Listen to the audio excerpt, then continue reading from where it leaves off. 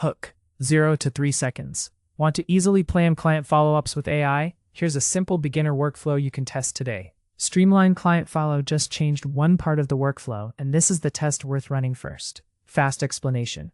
The update matters because it changes why AI works for client follow-ups for general.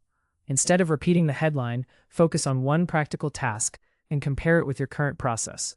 This script stays anchored on the beginner AI workflow for planning a client follow-up day, so you can decide quickly whether the update is useful. Value. Step 1. Start with one real example from your workflow and write down what success looks like before you open Streamline Client Follow. Discover which AI tools have new features this week for client management.